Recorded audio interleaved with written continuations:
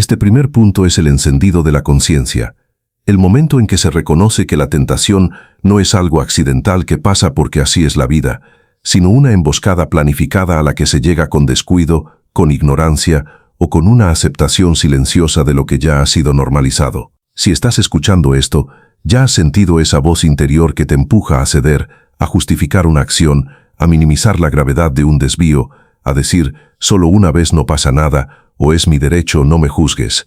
Ese es el terreno fértil donde la tentación echa raíces. Lo primero que Jesús dejó claro en su propio enfrentamiento con el diablo en el desierto no fue una fórmula mágica, fue una postura, la palabra bien internalizada, una identidad alineada y una vigilancia despierta. Esto no es teoría distante, es la diferencia entre caminar con la espalda recta y caer en la trampa que parecía inofensiva. Quiero que se sienta la devoción desde el principio, pero no una devoción calmada como quien repite algo porque suena bonito, sino una devoción encendida que te moviliza, que te quita la indiferencia y te hace decir, esto me involucra, esto me toca, yo puedo hacer diferente. La tentación no se enfrenta con fuerza de voluntad desordenada, se enfrenta con claridad, con preparación y con acción. Jesús no la enfrentó porque no sintió el tirón, la enfrentó porque conocía la fuente de autoridad, sabía quién era y tenía la palabra en su boca como espada. Esa es la raíz de este primer consejo que se viene, reconocer que hay una batalla, que el enemigo no viene a negociar, viene a distraer, a disfrazar, a desgastar, y que si no se entiende el terreno, se pierde la posición. Antes de entrar en los 5 consejos específicos, déjame darte un espejo. ¿Cuántas veces has justificado una acción porque no fue tan grave, y al cabo de semanas te das cuenta de que eso te arrastró a una corriente donde ya no se siente pecado, sino costumbre? ¿Cuántas veces has pensado que la tentación solo se vence con fuerza, y al caer te culpas y te alejas en lugar de volver con una estrategia distinta? Ese es el ciclo que muchos repiten sin darse cuenta. El primer paso para romperlo es reconocer que estás en guerra, no con una guerra exterior visible, sino con una guerra interna por lo que eliges creer, por lo que eliges ver, por lo que eliges decir y por lo que decides hacer cuando nadie observa. Jesús lo dijo con una imagen que cala: velen y oren, para que no entren en tentación. Mateo 26:40. No lo dijo como advertencia distante, lo dijo como mandato de vigilancia continua, porque la caída no llega de un impulso lujurioso súbito que aparece de la nada, llega cuando se descuida la guardia, cuando se permite que una puerta se quede entreabierta, cuando se ablanda la línea que separa lo que edifica de lo que corrompe. La teoría espiritual detrás de todo esto es que la tentación prospera en el terreno no preparado. Un campo sin barreras se infesta rápido. Un campo que ha sido arado, sembrado con verdad y protegido con intención produce fruto y repele lo invasivo. Tú eres ese terreno. Si permites que se siembren semillas de duda, de justificación, de comparación con otros, de envidia, de orgullo disfrazado, de comodidad espiritual, estás abonando una cosecha que te hará tropezar.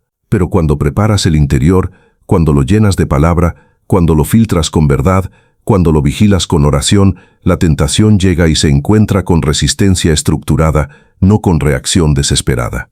Esa es la distancia entre caer y mantenerse firme. No es una cuestión de nunca ser probado, sino de tener una columna vertebral interna de convicción que no se rompe con los empujes. Hay muchas metáforas que ayudan a ilustrar esto. Piensa en un barco en alta mar sin timón, sin brújula y con una tripulación distraída. Una tormenta pequeña lo desorienta y lo lleva a encallar. Ahora imagina un barco con timón firme, brújula calibrada, vela ajustada y tripulación que vigila. La tormenta viene, las olas golpean, pero hay dirección, hay respuesta y se sobrevive. Ese barco eres tú con tu interior preparado. La tentación es la tormenta, no se va pero puedes navegarla sin perder el rumbo. Otra imagen, alguien que se acerca a una comida en mal estado porque no revisó el olor, el color ni la fuente, termina enfermo. Pero quien antes de comer examina, pregunta, filtra lo que entra y escoge con criterio, permanece sano. Lo que entra en tu mente, en tu tiempo, en tu conversación y en tu moral determina si la tentación te enferma o si la superas. También hay que hablar de la raíz de muchas caídas, la desconexión de la identidad. Cuando no entiendes quién eres en Cristo, te defines por lo que el impulso dicta, por el reconocimiento externo o por la aprobación de una cultura que valida lo conveniente. Jesús no solo enfrentó la tentación con palabra, la enfrentó desde su identidad. Yo soy, no era arrogancia, Era la afirmación del origen, de la autoridad y de la misión. Ese es el fundamento inicial que necesitas, saber que no estás definido por tus deseos blandos ni por tus tropiezos, sino por lo que Él ya declaró de ti. Esa identidad se convierte en la base de la vigilancia y la fidelidad. Cuando la tentación golpea, la voz interior debe responder con algo más fuerte que el impulso. No, porque soy hijo de Dios, no porque esto se ve bien en el momento. Esa respuesta no sale de un lugar de esfuerzo vacío, sale de un lugar de reconocimiento profundo. A lo largo de este video vendrá esa combinación: devoción que no se apaga, teoría que da sentido, acciones que construyen hábito y metáforas que hacen tangible lo invisible. Este primer punto, entonces, es la invitación a abrir los ojos, a dejar de minimizar la tentación, a reconocer que ha habido decisiones que han permitido que se convierta en patrón, y a encender una devoción que no se contente con no caer por accidente, sino que busque activamente la firmeza. Ahora se establece el campo de juego. Lo que sigue son los 5 consejos de Jesús, cada uno con su fundamento, su aplicación y su llamado a actuar. Lo que hagas después de escuchar eso es lo que definirá si sigues en la repetición o entras en una historia diferente, más fuerte, más clara, más arraigada. El primer consejo práctico que Jesús nos deja para no caer en tentación es claro y demoledor en su simplicidad: alimenta tu interior con la palabra antes de que llegue la prueba. Esto no es algo opcional, ni una curiosidad espiritual para los días bien, es una estrategia de supervivencia espiritual. Lo que está dentro de ti es lo que sale, y cuando la tentación viene, lo que tienes almacenado en tu corazón es lo primero que se activa. Si tu interior está lleno de ruidos del mundo, de justificaciones disfrazadas de sabiduría propia, de interpretaciones erradas de tu identidad o de mentiras silenciosas, la tentación entra y actúa como fuego en pasto seco. En cambio, si tu interior está nutrido con la verdad, con versículos que ya has hecho tuyos, con promesas que no se evaporan cuando sopla la presión, entonces la tentación se encuentra con un muro de firmeza interna, no con una puerta abierta. Jesús citó la Escritura cada vez que fue tentado. No lo hizo improvisando, lo hizo desde la profundidad de lo que ya estaba dentro de él. Ese mismo acceso está disponible para ti. La teoría detrás de esto es que la palabra de Dios no es un concepto filosófico, no es un conjunto de ideas bonitas para repetir en momentos emocionales, es alimento, arma, ancla y criterio. La Escritura se convierte en lámpara para tus pies y luz para tu camino. Salmo 119:105 asporve un alimento vital cada día. Hay una diferencia enorme entre conocer un versículo de memoria porque lo leíste en alguna parte y tenerlo tan metido en tu sistema que cuando la tentación susurra, tu lengua lo pronuncia con convicción y tu mente lo recuerda como verdad que actúa. Por eso el proceso no comienza el día que te enfrentas a la prueba, comienza antes, en la preparación, en la disciplina diaria de beber de la fuente de la palabra. Es como el atleta que no espera a la competencia para comenzar a entrenar. Su preparación constante es la que le permite rendir bajo presión. De igual forma, tu interior necesita entrenamiento constante con la palabra para que cuando llegue la presión de la tentación puedas responder sin titubeos. Una metáfora que ayuda a entender esto es la de una casa construida sobre roca versus una sobre arena. Si la roca es la verdad de Dios, el alimento de su palabra, entonces cuando vienen los vientos que empujan hacia lo fácil, lo instantáneo o lo que parece merecido, esa casa permanece firme porque sus cimientos fueron preparados con tiempo. Si la base es arena, ideas prestadas, diagnósticos propios, justificaciones emocionales, entonces la primera tormenta de seducción hace que se desmorone todo. No se trata de evitar que vengan las pruebas, se trata de haber construido el interior para que la prueba no te arrastre. Otra imagen: una persona que quiere tener buena salud no espera hasta enfermarse para empezar a comer bien, a hacer ejercicio y a revisar sus hábitos. La tentación es una enfermedad espiritual que se previene cuando tomas la decisión de alimentarte con lo que te fortalece antes de que llegue el síntoma. Este alimento se toma de varias formas, pero la más poderosa es la inmersión intencional y reflexiva en la Escritura con aplicación inmediata. No es leer por leer, es leer con preguntas de fidelidad interna. ¿Qué está diciendo esto a mi situación actual? ¿Qué parte de mi pensamiento necesita ser ajustada por esta verdad? ¿Qué acción nace de esto? Esa lectura activa convierte letras en principios operativos. Por ejemplo, cuando meditas en Mateo 4:4, no solo de pan vivirá el hombre, sino de toda palabra que sale de la boca de Dios, dejas de alimentar impulsos con lo pasajero y empiezas a confiar en la sustancia que sostiene el alma. Cuando te empapas de la verdad de 1 Corintios 10:13, que no serás tentado más de lo que puedes resistir y que hay salida, comienzas a ver la tentación, no como una condena inevitable, sino como un escenario con una ruta de escape, y esa percepción te da calma, no excusa. Las acciones concretas para alimentar ese interior son múltiples y deben convertirse en rutina.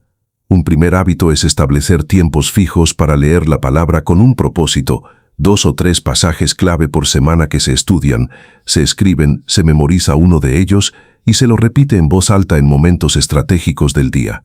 Un segundo hábito es la meditación activa, tomar un versículo, dejarlo reposar, escribir en un cuaderno cómo se aplica a una tentación recurrente y luego declararlo cuando esa tentación se presente. Un tercer componente es integrar la palabra en el diálogo interno. Muchas veces la tentación no se resiste con un no automático, sino con un contradiálogo.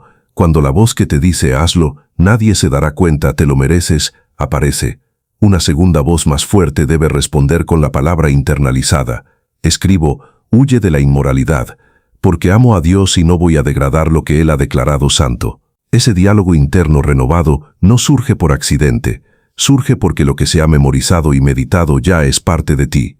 También es importante entender que alimentar el interior no es solo cuestión de saturar la mente de versículos, sino de permitir que esas verdades transformen las emociones y los hábitos.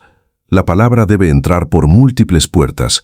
La mente la recibe en la lectura, el corazón la procesa en la meditación, el cuerpo la activa en decisiones y la voz la declara en momentos de crisis. Ese sistema integrado hace que lo que antes era una reacción emocional ante la tentación se convierta en una respuesta alineada con Cristo. En la práctica significa que cuando la tentación viene en forma de es más fácil, nadie se dará cuenta, te lo mereces después de tanto esfuerzo, tu interior ya tiene inscritos principios de sacrificio, integridad y visión de largo plazo que desactivan el atajo. Es la diferencia entre una persona que se deja llevar por la inmediatez y una que se detiene lo suficiente para que la verdad que vive en su interior reoriente su paso. Hay figuras históricas y de fe que han dicho cosas poderosas que resuenan con este principio. Por ejemplo, Martin Luther, al enfrentar corrientes de engaño en su época, repitió con firmeza que la palabra de Dios es la lámpara que me mantiene en el camino cuando todo lo demás se oscurece, y su perseverancia nació de una consistencia en volver a las Escrituras como primer recurso, no como último intento. Esa misma disciplina es la que se necesita hoy, no ir a la palabra solo después de haber caído, sino antes, haciendo de esa inmersión una defensa preventiva. La devoción que surge de eso no es religiosa por rutina, es ardiente por saber que lo que está dentro te sostiene cuando el mundo pretende romperte. Y no se puede ignorar lo que muchas veces ha sido el enemigo silencioso, la superficialidad espiritual. Leer la palabra a medias, memorizar de forma mecánica o usar versículos para justificar sin cambios reales, es un desgaste que no prepara para la tentación. La preparación real toma tiempo. Requiere humildad para admitir que se necesita alimento y constancia para no saltarte la porción diaria. Es como quien quiere tener buen rendimiento y salta entrenamientos, no hay consistencia sin disciplina. Por eso, aquí mismo se anuncia un compromiso, alimentarse diariamente con algo que te fortalezca, no con la excusa de cuando tenga más tiempo o cuando me sienta mejor. Lo que está dentro se construye en los días comunes, no en los momentos de crisis. Este consejo también te desafía a ser intencional con lo que permites entrar en tu vida como complemento a la palabra. Si te alimentas con opiniones que te confunden, con entretenimiento que te entumece y con narrativas que te justifican, eso compite y contamina el alimento verdadero. Filtra lo que consumes y pon la palabra como lente mediante la cual revisas todo. Esto que escucho, veo o siento alinea con lo que ya sé que es verdad. Esa disciplina no te aísla del mundo, te hace ver el mundo con claridad, y cuando la tentación se presenta como algo disfrazado de normal o merecido, tu interior ya tiene criterios que no se mueven con la corriente. Este segundo punto tiene una conclusión inevitable. La tentación no se vence con golpes de fuerza improvisados, sino con un corazón alimentado, preparado y firme. Lo que viene después será cómo vigilar lo que entra y el entorno, pero sin este fundamento de alimento interior con la palabra, las demás estrategias serán débiles e inconstantes. Aquí se está construyendo un corazón que responde con convicción, no con reacción. Esa es la diferencia entre caer una vez más y pararse con autoridad. El tercer consejo de Jesús para no caer en tentación es el de mantener una vigilancia activa sobre lo que entra en tu mente y en tu entorno, porque la tentación raramente se manifiesta de forma inmediata y brutal, casi siempre entra disfrazada de encanto, de algo normal, de una pequeña concesión, y se establece en el territorio interno a través de lo que permites que te influya sin filtro. Si en el segundo punto te alimentaste con la verdad para tener defensa, aquí vas a aprender a vigilar la puerta de entrada. ¿Qué dejas entrar a tu pensamiento? ¿Cuáles son las voces que repites? ¿Qué imágenes miras? ¿Con qué compañía te expones? ¿Qué conversaciones repites? ¿Y qué narrativa interna permites que tome control? Jesús no fue tentado porque vivía en burbuja aislada. Fue tentado porque caminaba en el mundo, pero su guardia no estaba dormida. Su vigilancia era activa. Velen, dijo, no como frase simbólica, sino como postura de conciencia sostenida. Esa vigilancia se traduce en una atención disciplinada que detecta la seducción antes de que se convierta en permiso y se establece como una frontera espiritual clara entre lo que edifica y lo que corrompe. La teoría es contundente. La mente y el corazón son terreno de batalla. Lo que se permite entrar sin filtrar se convierte en semilla. Si se repite comida envenenada, angustia en forma de contenidos tóxicos, discurso negativo, pensamientos de comparación, justificaciones que minimizan responsabilidad, el terreno se enferma lentamente. Esa semilla madura en patrones que se sienten naturales pero que llevan a la caída. Por el contrario, cuando se vigila activamente, se intercepta esa semilla antes de que eche raíces. Vigilar no es ser desconfiado de todo, ni vivir con paranoia espiritual, es tener criterio, saber qué causas generan efectos peligrosos en tu interior y tomar decisiones conscientes para no exponerte sin propósito. Es como quien lleva un filtro en el agua, porque sabe que muchas fuentes tienen sedimentos invisibles. Tú tienes que tener filtros mentales, emocionales y ambientales para que lo que llegue a tu sistema no te enferme. El primer nivel de vigilancia es la autoobservación constante. Muchos caen porque no escuchan lo que internamente se ha ido arraigando. Una frase repetida de autocrítica disfrazada de humildad, un comentario tóxico que se repite en la mente en bucle, una emoción no procesada que se disfraza de justificación. Esa autoobservación requiere tiempo cotidiano de revisión. Al final del día, antes de dormir, hacer un escaneo sincero de lo que circuló por tu mente, qué cosas te hicieron reaccionar, qué entretenimientos dejaron sensación de vacío, qué conversaciones te sembraron dudas innecesarias o te empujaron hacia emociones destructivas. Ese examen no es para castigarte, es para detectar las fugas, los atajos por los que la tentación ha entrado sin permiso. La persona que se protege sabe cuál fue el disparador de la última caída y por eso puede cortar la cadena antes de que ocurra nuevamente. El segundo nivel es el control del entorno. Lo que permites en tu espacio determina en gran medida qué se normaliza en tu interior. Si el entorno se alimenta de comparación constante en redes, de música que glorifica lo contrario a tu identidad, de compañía que celebra lo fácil y no lo correcto, la vigilancia se rompe porque se confunde la norma. Por eso el consejo incluye limpiar el entorno, no con fanatismo rígido, sino con sabiduría, identificar las fuentes frecuentes que te llevan a justificar, a distraerte o a bajar tu guardia espiritual, y tomar decisiones estratégicas sobre ellas. Por ejemplo, si ciertas conversaciones te arrastran a quejarte sin buscar soluciones, no permitir que esas charlas dominen tu tiempo de descanso.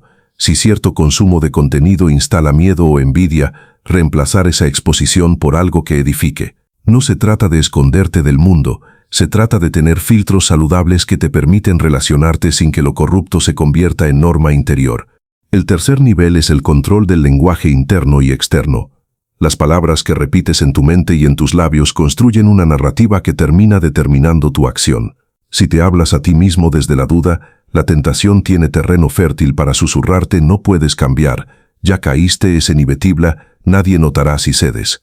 Esa voz se contrarresta con una narrativa renovada. Soy más que mis impulsos, esto no me define, hay salida y la tengo activada por la verdad que habita en mí. Esa renovación no ocurre por accidente, se cultiva repitiendo palabra verdadera, corrigiendo el pensamiento y declarando intencionalmente quién eres y qué no aceptas. En paralelo, el lenguaje que se comparte con otros también importa. Si habitualmente hablas desde queja, crítica destructiva o falencias personales, alimentas una cultura de debilidad que también abre puertas para la tentación. Hablar con verdad, pero con edificación, es parte de la vigilancia, Usas el lenguaje para fortalecerte y para no reforzar lo que te aleja. Una metáfora útil es comparar tu mente con un sistema operativo y las influencias con los programas que se instalan. Si no llevas control de qué se permite ejecutar, algunas aplicaciones se abren en segundo plano y consumen recursos, ralentizan tu capacidad de respuesta y abren brechas de seguridad. La vigilancia activa es como tener un administrador que revisa las instalaciones, cierra procesos innecesarios, actualiza lo que protege y bloquea lo que viene con contaminación. Eso requiere intención. No puedes esperar que solo el tiempo o la fe pasiva lo hagan. Tienes que inspeccionar, filtrar, rechazar y mantener el sistema limpio. Otra imagen. Imagina que cada estímulo que recibes es una gota de agua cayendo en una tina.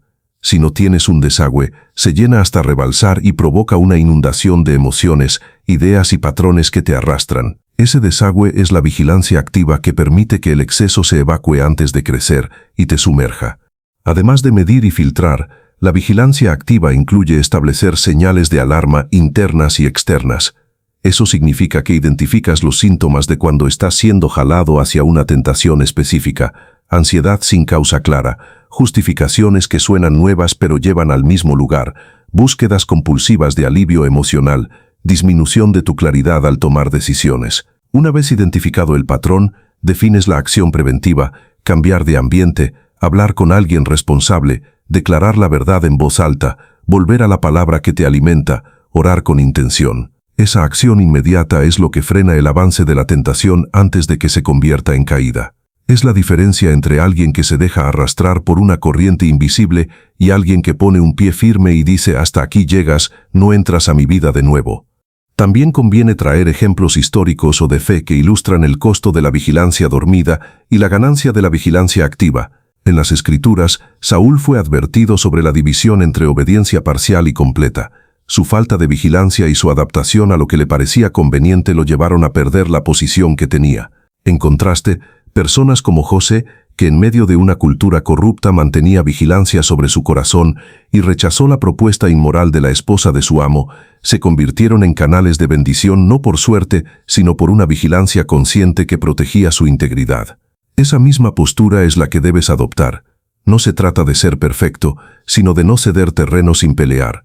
La vigilancia activa se fortalece cuando se conversa con Dios sobre lo que ves.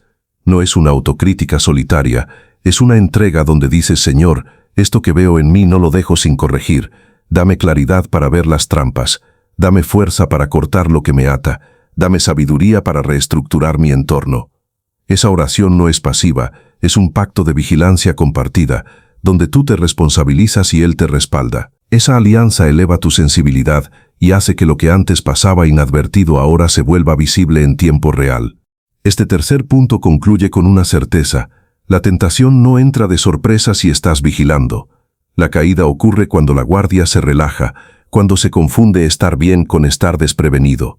La vigilancia activa es tu línea de defensa primaria, una combinación de autoobservación, filtrado del entorno, renovación del lenguaje, detección de patrones y acción inmediata, todo sostenido por una relación con Dios que te mantiene en alerta con paz, no con ansiedad. Lo que sigue es el cuarto consejo, que complementa esta vigilancia con oración intencional y búsqueda de fortaleza, pero lo que se está consolidando aquí es tu capacidad de ver antes de que te engañen y actuar antes de que te arrastren. El cuarto consejo de Jesús para no caer en tentación es fundamental y a la vez profundamente práctico. Ora con intención y pide fuerza antes de enfrentarte a la seducción. No se trata de una oración superficial, repetida por costumbre, ni de una súplica al último minuto cuando la presión ya está encima. Se trata de una postura deliberada de alineación previa, de entrar en la batalla con la voz conectada y con la fuerza solicitada con convicción. Jesús, en el huerto de Getsemaní, no esperó a que la prueba lo sorprendiera desprevenido. Se fue a orar, buscó la comunión profunda con el Padre, y en esa oración se revestía de propósito. No evitó el dolor, no borró la posibilidad del ataque, pero pidió la fortaleza para sostenerse. Padre, si es posible pase de mí esta copa, pero no sea como yo quiero, sino como tú quieras. Mateo 26:39. Esa oración no refleja duda resignada, refleja una entrega activa y fortalecida. Te pido, dame la fuerza. Yo no me sostengo por mi capacidad, sino porque confío en que tu poder se activa cuando me acerco con intención.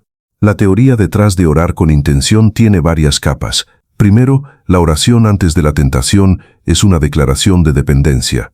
Reconoces que por ti mismo no tienes la reserva necesaria para resistir el empuje de aquello que seduce, y que necesitas que una voz superior te sostenga. Esa dependencia consciente es una protección, porque cuando viene el impulso fuerte, en lugar de confiar en la resistencia propia, que tiende a agotarse, entras en la prueba con respaldo divino. Segundo, la oración con intención reconfigura el espíritu. Lo que antes era tendencia automática se transforma en prioridad deliberada. Es como quien antes de entrar a una competencia se mentaliza, repasa su estrategia, se arma con confianza no en la improvisación, sino en la preparación. La oración efectiva antes de la seducción no es pedir que no me tiente, es pedir claridad para ver la trampa, fuerza para no ceder y sensibilidad para reconocer el instante en que se está siendo jalado.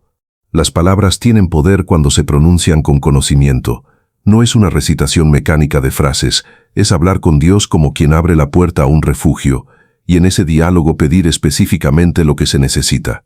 Por ejemplo, una oración puede ser: Señor, en este día voy a enfrentar situaciones donde lo fácil se presenta como atractivo, donde la comodidad se disfraza de derecho, donde mi corazón puede ser seducido por lo inmediato. Dame hoy la fuerza para ver la trampa, la claridad para no confundir placer momentáneo con propósito eterno y el dominio propio para actuar desde mi identidad en ti. No me dejes caminar solo en esos instantes, que tu voz sea la primera que escuche y tu poder el que me sostenga. Esa oración no es vaga, es directa, y al decirla con devoción se está marcando una frontera espiritual y activando una presencia interna que reacciona ante el impulso, no después de que ya se entregó. Una metáfora poderosa. La oración con intención es como cargar una batería antes de un viaje largo por terreno traicionero. La tentación es la carretera llena de curvas, atajos y distracciones, y tú no vas a salir sin revisar el tanque, sin encender las luces y sin asegurarte de tener respaldo. Muchos intentan resistir sin pedir fuerza y terminan sin energía en la cuesta, confundidos, culpándose por no tener fuerza cuando nunca se prepararon. La oración actúa como la carga que no solo permite que el motor funcione, sino que te da dirección, te enciende los faros y te conecta con recursos que no están visibles para el ojo humano. Otra imagen: un soldado que entra en batalla sin pedir estrategia ni respaldo del comandante está en desventaja. El que antes de enfrentarse a lo que viene recibe instrucciones, refrenda su identidad y pide provisión, va con armadura y conocimiento, y su efectividad cambia el curso de la contienda. Más allá de pedir fuerza, la oración intencional también trae alineación. Cuando se ora con intención se declaran verdades delante de Dios y se internalizan en el alma. Decir en voz alta: no soy esclavo de este impulso, o mi cuerpo es templo del Espíritu Santo, no es simplemente repetir palabras, es posicionar tu mente y tu cuerpo en la verdad de quién eres, y esa declaración en el contexto de la oración hace que la tentación pierda su glamour porque ya no está jugando contra tu viejo yo, sino contra la identidad restaurada que has hecho visible. Esa identidad reafirmada en la oración se convierte en un muro interno. La tentación puede susurrar, pero la voz de la verdad que tú ya has proclamado resuena más fuerte: he sido comprado, he sido llamado, no voy a ceder al engaño barato. La intención también incluye pedir específicamente la provisión de dominio propio. La Biblia dice que el fruto del Espíritu es dominio propio. Gálatas 5:23, y eso no se activa por fuerza de voluntad humana aislada, sino por una cooperación donde tú pides el fruto y te alinean con su presencia. Orar es pedir que ese fruto se manifieste en tus decisiones en tiempo real. Señor, dame hoy dominio sobre mis pensamientos, mis deseos y mis impulsos, que no se normalice lo que te desagrada en mí, que tenga el valor de decir no y la sabiduría de alejarme antes de que la seducción se convierta en costumbre. Es importante entender que la tentación se debilita, no solamente con saberla identificar, sino con tener el músculo espiritual fortalecido por la oración que pide y recibe respuesta interna. Las acciones concretas a partir de este consejo deben ser sistemáticas. Un primer hábito es comenzar el día con una oración de intención. Antes de exponerte a posibles escenarios de prueba, declara tu dependencia, pide fuerza, coloca en palabras las zonas donde sabes que eres vulnerable y ancla tu identidad. Un segundo hábito es hacer una oración de alarma en los momentos intermedios, cuando sientes que la presión viene, una breve declaración sincera, una reconexión rápida, una petición de claridad y fuerza reactivada. Un tercer componente es tener un archivo personal de frases bíblicas y declaraciones que refuercen lo pedido. Cuando la tentación se acerque, puedes repetir tu propia oración, la que hiciste en el momento de preparación, y que se convierta en un ancla emocional y espiritual. Esto lo pedí, esto lo declaro, y ahora lo reclamo.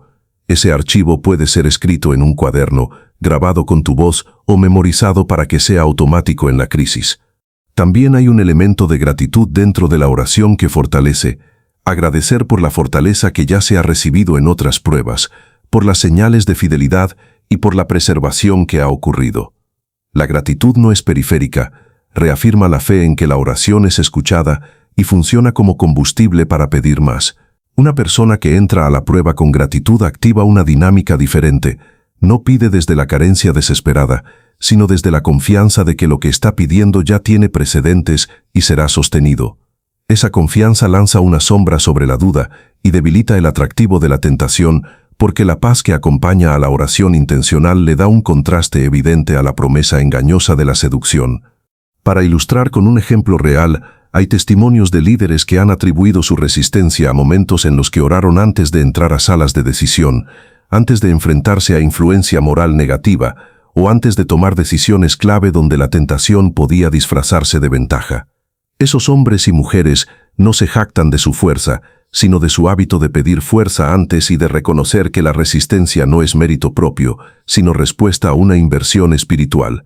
Esa disciplina se convierte en un perfil espiritual, alguien que ya no se sorprende por el asalto, porque ha establecido la oración como la primera línea de defensa y como la plataforma desde la cual actúa con claridad. Este punto también quiere derribar una mentira, la de que pedir fuerza es señal de debilidad, o de que quien es fuerte no necesita orar tanto. La fuerza sin dependencia es frágil. La fuerza con oración intencional es imparable porque está conectada a una fuente inagotable. Jesús no se debilitó al orar, se fortaleció para la prueba. Tú, al pedir con intención, no revelas una falta, revelas tu sabiduría de saberte parte de algo mayor y tu decisión de no caminar solo. Este cuarto consejo termina con una llamada potente. Antes de enfrentar cualquier seducción, antes de entrar a cualquier escenario donde una voz interior te diga, hazlo solo esta vez, mereces esto, detente unos segundos, respira, recuerda tu identidad en Cristo y ora con intención. Pide fuerza, pide claridad, declara la verdad y hazlo con devoción como quien se prepara para el combate, sabiendo que la victoria no se gana en el choque, se gana en la preparación. Lo que viene después será cómo sostener esa resistencia con identidad y con comunidad.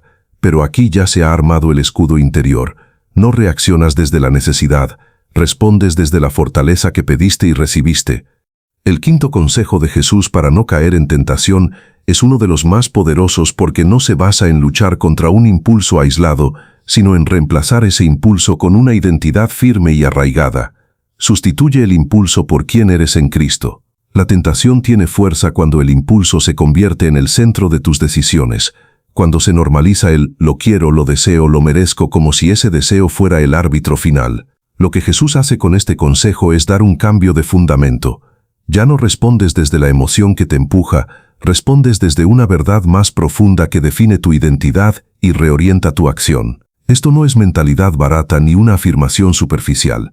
Es una revolución interna que cambia el motor de la conducta. Cuando ante la seducción la voz interior responde, yo soy hijo del Dios viviente, esto no me define, esto no tiene autoridad sobre mí, el impulso pierde su tracción. Esa respuesta no viene de fuerza de voluntad temporal, viene de conocer tu valor, tu origen y tu propósito.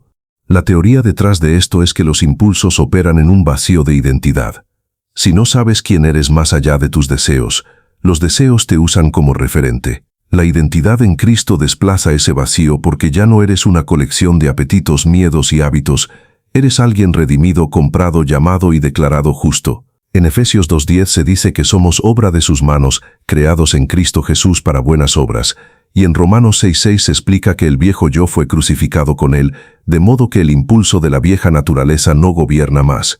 Ese conocimiento debe instalarse tan profundamente que, cuando la tentación intente recrear la vieja narrativa, hazlo, no pasa nada, es solo esta vez.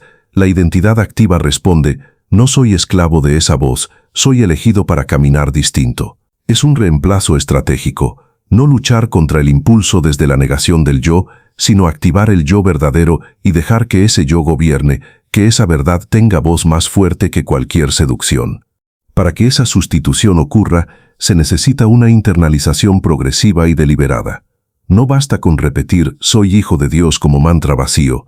Se necesita entender lo que eso implica en cada tentación específica. Si la tentación viene disfrazada de reconocimiento, haz esto para que te acepten, para que te sientas valioso. La identidad en Cristo responde con la verdad de que su valor no depende del aplauso externo, sino de un amor incondicional que lo declaró digno antes de cualquier logro o falla. Si la tentación apela a la gratificación inmediata, te mereces esto porque trabajaste duro. La identidad recuerda que la satisfacción duradera viene de vivir con propósito, que el sacrificio elegido ahora produce fruto con significado en lugar de alivio pasajero. Esa diferenciación nace de rehacer el diálogo interior. Cuando el impulso susurra su argumento, la identidad tiene preparada la contradeclaración basada en la palabra.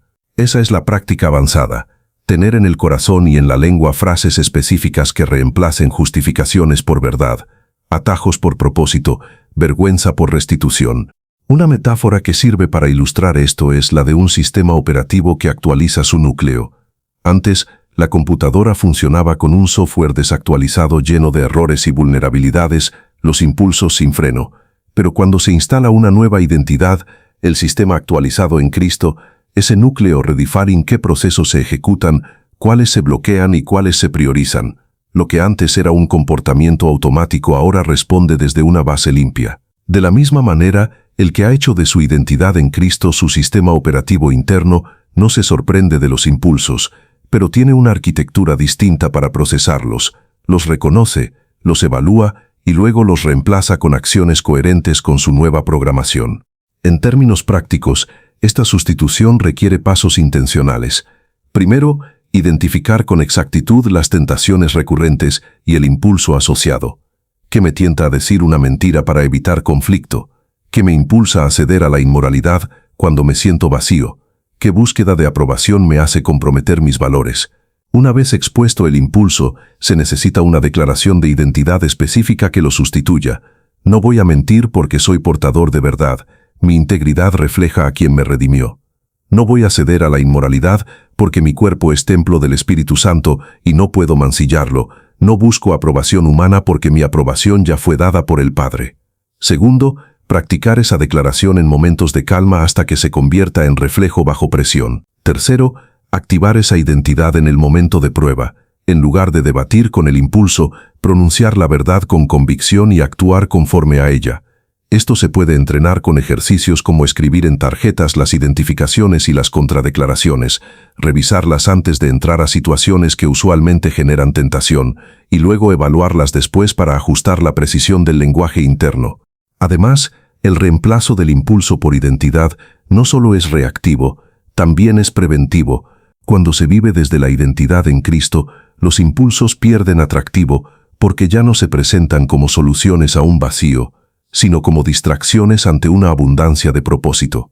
Esto implica cultivar conciencia sobre tu identidad diariamente, recordarla en oración, en meditación de la palabra, en canciones que la refuercen, en red de personas que te recuerdan quién eres cuando empiezas a dudar.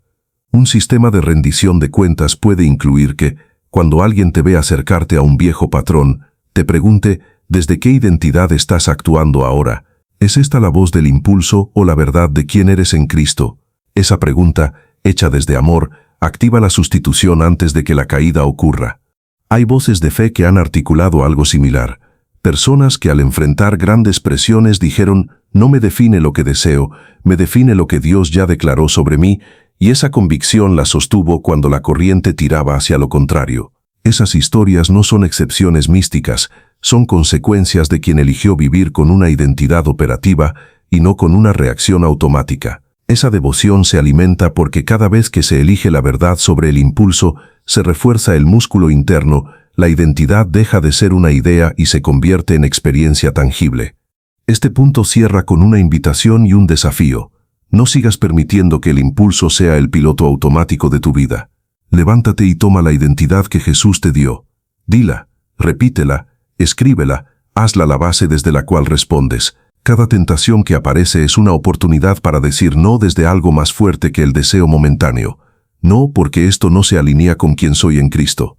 Esa sustitución no solo te protege, te transforma, y en esa transformación se ve reflejado el poder de una fe que no se basa en evitar la tentación, sino en vivir desde una identidad que la neutraliza antes de que tome control. El sexto consejo de Jesús para no caer en tentación es uno que muchos evitan porque implica vulnerabilidad, compromiso con otros y exposición de lo que duele. Rodéate de comunidad responsable y establece rendición de cuentas. No se trata de tener espectadores o de presumir una imagen espiritual, se trata de construir un entorno en el que tu alma no camine sola, donde lo que está oculto pueda ser traído a la luz con amor, donde las decisiones se confirmen y las caídas se reviertan rápido, porque hay manos que te sostienen y voces que te recalibran. Jesús no enseñó a seguirlo en aislamiento. Su ministerio fue profundamente comunitario, llamó a discípulos, los formó juntos, los corrigió, los acompañó en debilidad y los envió en grupo. Ninguna fortaleza espiritual duradera se construye en líneas individuales, se edifica en la interdependencia sagrada. La teoría detrás de este principio es que la tentación prospera en el anonimato, en el silencio no corregido y en el aislamiento emocional. Cuando el impulso surge, el enemigo gana ventaja si tú te quedas solo con él, justificándolo, minimizándolo, racionalizándolo. En cambio, cuando hay una comunidad responsable, hay múltiples capas de protección, ojos que ven lo que tú no miras, palabras que detienen lo que tú estás normalizando, presencia que recuerda tu identidad cuando tú la has olvidado. La rendición de cuentas no es un examen de culpa, es un sistema de salud espiritual. Es como tener un médico que revisa tus signos vitales regularmente en lugar de esperar a que la enfermedad te tumbe. Ese médico no te juzga, te diagnostica a tiempo, te da tratamiento y te enseña prevención. De la misma manera, una comunidad que practica rendición de cuentas te ayuda a mantenerte en la verdad, a detectar desviaciones y a tomar acción antes de caer. La comunidad responsable se define por 4 características: confianza, verdad, constancia y misericordia. Confianza porque sin ella nadie abre el corazón. Verdad porque la corrección sin claridad se vuelve tolerancia. Constancia porque la tentación no es evento único sino presión acumulada. Y misericordia porque los errores se tratan como escalones de aprendizaje, no como etiquetas eternas. En aquella iglesia primitiva descrita en Hechos, llevaban las cargas unos de otros, y eso no era emocionalismo de moda, era una arquitectura práctica de compañerismo santo. Ese modelo se replica cuando tú decides no cargar en secreto, sino rendir cuentas con nombre, tiempo y seguimiento. Hay acciones específicas que convierten este consejo en algo tangible. Primero, identifica personas de integridad con las que puedas hablar en verdad.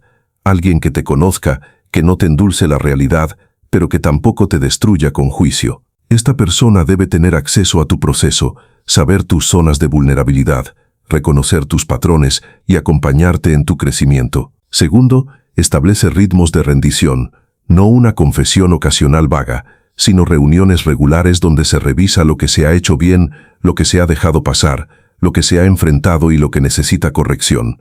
Ese ritmo puede ser semanal, quincenal o lo que funcione para que no se diluya en la inercia. Tercero, crea un lenguaje compartido para la rendición. No es solo decir fallé, es decir en esta área, en esta situación, reaccioné así, y esto es lo que voy a hacer diferente. Necesito tu ayuda para recordar la verdad. Esa especificidad evita el engaño suave y trae responsabilidad real. Una metáfora poderosa para entender esto es comparar a un escalador que quiere llegar a la cima solo con uno que sube con un equipo de seguridad, anclajes compartidos y comunicación constante. El primero depende únicamente de su fuerza y su percepción limitada. El segundo tiene guías que lo protegen, voces que lo corrigen, manos que lo levantan si resbala y una red que amortigua la caída. La tentación es como la niebla en la montaña. Puede confundirte, hacerte tropezar con lo que no ves y justificar un paso peligroso. La comunidad responsable te da la cuerda firme, la señal visual clara y el llamado oportuno para no avanzar a ciegas. Igualmente, la rendición de cuentas multiplica la devoción porque lo que se promete en soledad se refuerza en compañía. Cuando compartes una meta, por ejemplo, resistir una tentación recurrente, y la declaras ante otros, se convierte en pacto. La presión saludable de no querer defraudar a alguien que te ama transforma la intención en acción. Allí entra la fe práctica, conocer tu debilidad, pero no dejarte definir por ella, sino comprometerte públicamente a vivir la verdad. Lewis, aunque no desde un lenguaje evangélico tradicional, llegó a decir que la amistad es innecesaria, como la filosofía, como el arte, pero sin ella no sobreviviríamos en el mundo que tenemos. Esa amistad con propósito, ese grupo que te corrige con sabiduría, no es lujo, es necesidad para quien quiere perseverar. Otro componente es el acompañamiento mutuo, ser parte de la rendición de cuentas no solo como receptor, sino como dador. Cuando tú ayudas a otros a mantenerse firmes, te expones menos a la tentación porque estás en una posición de responsabilidad, estás reiterando tu propia identidad y estás reforzando tu vigilancia. La influencia funciona en doble vía. Mientras más das, más te anclas. Es diferente el peso de la caída cuando sabes que otros te están cubriendo y cuando tu vida es también un espejo para otros. Jesús no solo fue seguido, Él capacitó a otros para que a su vez formaran. Ese modelo de multiplicación saludable se sustenta en relaciones donde la rendición de cuentas no se agota en una persona, sino que se extiende como red. No se puede omitir cómo la rendición de cuentas actúa como correctivo ante la racionalización interna. La tentación a menudo se disfraza con «me merezco esto», solo una vez no pasa nada, nadie se da cuenta, y en soledad esas voces suenan mayores. En comunidad responsable, alguien escucha tu racionalización y la expone con amor, lo que estás diciendo suena a justificación. ¿Recuerdas lo que dijiste la última vez que cediste? Está alineado con quien dices que eres. Ese choque amoroso quiebra la narrativa engañosa y trae claridad antes de que la caída ocurra. Esa es la diferencia entre justificarse en secreto y ser corregido en tiempo real. También hay una dimensión espiritual en el soporte mutuo, la oración de otros por ti. Cuando alguien sabe tu lucha y ora contigo o por ti, se activa un respaldo que no siempre se ve, pero que se siente. Orad unos por otros, para que seáis sanados, dice Santiago, y esa sanidad incluye la fortaleza ante la tentación. La comunidad que se rinde cuentas y que además se cubre en oración crea una barrera invisible de intercesión que multiplica la resistencia. Este consejo, por último, no está separado de los anteriores, lo fortalece y lo sostiene. Una persona que está alimentando su interior, vigilando lo que entra, orando con intención y proclamando su identidad, pero que vive aislada, está caminando con un solo lado del blindaje. Al integrarse en un grupo responsable, todo eso se retroalimenta. La palabra que aprendiste se repite en voz de otros, la vigilancia se comparte, la oración se amplifica y la identidad se refleja en múltiples espejos que no la distorsionan sino la confirman. El punto 6 cierra con un llamado a no tolerar la soledad espiritual engañosa. La tentación puede parecer más fácil cuando nadie lo sabe, pero la victoria duradera se gana cuando se vive con transparencia selectiva, con rendición de cuentas intencional y con comunidad que no suelta hasta ver crecimiento. No camines solo. Busca, construye y mantén relaciones que te levanten, que te corrijan, que te animen y que te sostengan. Esa red no te quita libertad, te da una libertad sólida, porque quien está arraigado en verdad con apoyo no es manipulado por el impulso, sino dirigido por la devoción sostenida. Lo que sigue es el cierre, pero lo que ya se ha echado a andar aquí son raíces que te sostendrán cuando la tentación vuelva a venir con nuevas formas. Este séptimo consejo no es un añadido menor ni un cierre decorativo, es la síntesis que convierte todo lo escuchado en una trayectoria con rumbo definido, consolida el compromiso, reaviva la fe y vive con autoridad para no caer. Lo que se ha hecho hasta ahora no puede quedarse como conocimiento disperso, emoción momentánea o buena intención sin seguimiento, debe integrarse en una vida que se autoajusta, que se protege, que se levanta y que avanza con una consistencia que tanto el enemigo como los propios impulsos reconocen. Consolidar el compromiso significa escribir en el corazón y en la práctica una nueva declaración: no solo quiero resistir, sino haré lo necesario para no caer. Y esa declaración se traduce en hábitos diarios, en recordatorios constantes, en rendición de cuentas asimilada, en oración intencional renovada, en una voz interna que ya no negocia con la tentación porque sabe a quién representa. Esta consolidación implica revisar periódicamente lo que estaba en marcha. ¿Qué tan firme está el alimento de la palabra? ¿Qué tan despierta está la vigilancia? ¿Qué tan viva está la identidad proclamada? ¿Qué tan presente es la comunidad responsable y ajustar sin autocompasión pero con responsabilidad? No es perfeccionismo, es fidelidad sostenida. La fe se reaviva cuando se convierte en acción. El compromiso se blinda cuando se lleva más allá del lo intento y se lo establece como parte de la rutina elevada. Una oración matutina donde se reafirma quién se es en Cristo antes de cualquier confrontación. Una meditación sobre versículos que ya han probado su poder en momentos pasados. Un momento de silencio para calibrar la voz interior antes de decidir y una confesión rápida y humilde cuando se detecta desviación para retornar con más claridad. Vivir con autoridad significa que ya no se reacciona desde el miedo a caer, sino que se camina con la convicción de que el impulso ya no manda porque la identidad más profunda fue tomada, defendida y reafirmada tantas veces que se convirtió en reflejo. Esa autoridad tiene un componente silencioso y contundente. Cuando alguien ve tu consistencia frente a lo que antes te vencía, se da cuenta de que no es tu fuerza humana, es algo diferente, es la presencia con la que decidiste caminar. Una metáfora que cierra este punto.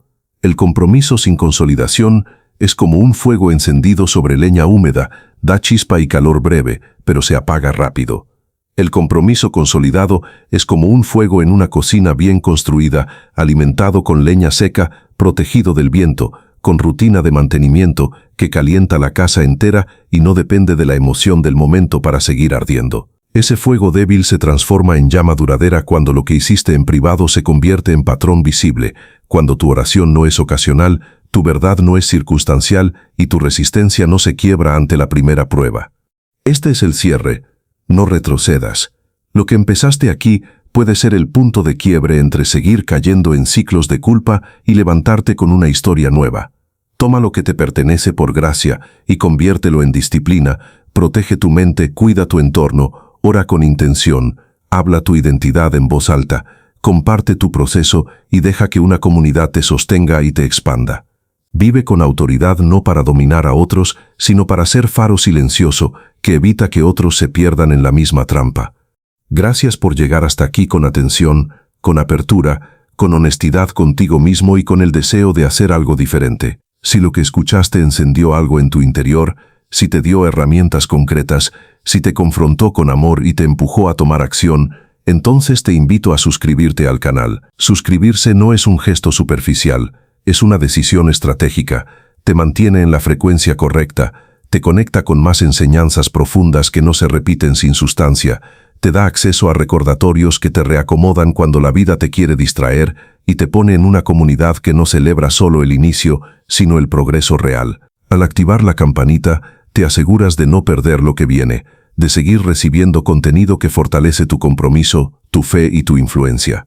Quedarte suscrito es decir, quiero seguir este camino, no quiero volver atrás, quiero más claridad, quiero más poder para ser luz.